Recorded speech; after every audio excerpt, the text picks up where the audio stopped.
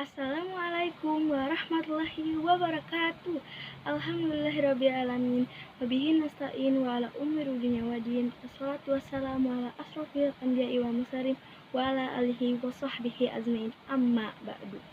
Puji sinarang syukur urang panjatkeun ka Gusti Allah Subhanahu wa taala anu parantos namparin urang hidayah sareng inayahna. Teu kakantun salawat sarta salam urang curahkeun ka junjungan urang nyaeta Nabi Muhammad sallallahu alaihi wasallam, ka para sobatna, kulawargina, serta urang salaku umatna nepi akhir zaman. Amin ya robbal alamin. Tepangkeun wasta simkuring Citra Aulia Pratiwi Abidin ti kelas 11 MIPA 3. Ibu sareng Bapak guru nu kusin kuring dipihormat.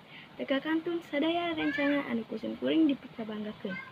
Dina kesempatan ieu simkuring bade nepikeun biantara anu jejerna disiplin sakola online. Dina dangat ayeuna dunia keur diguncang ku wabah Covid-19. Kusabab wabah virus ieu, sakabeh kagiatan diliburkeun ka asup kagiatan sakola.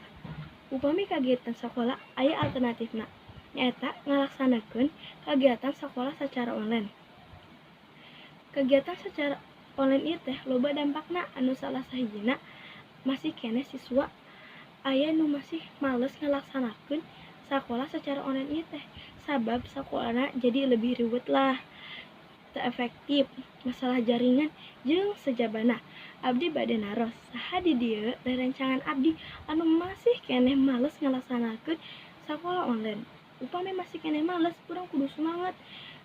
Kusabab sakola online teh jiga sakola urang sapertos biasana sateuacan aya wabah Covid ieu. Dina sakola online oge urang teh dinilai sikap kadisiplinana, jiga disiplin kahadirana, disiplin ngumpulkeun tugas dina waktosna, jeung disiplin teu niron tugas ka batur. Kajieun ieu teh sakola online urang teh ulah luhaleha atawa sampe ngasapelekeun ieu sakola.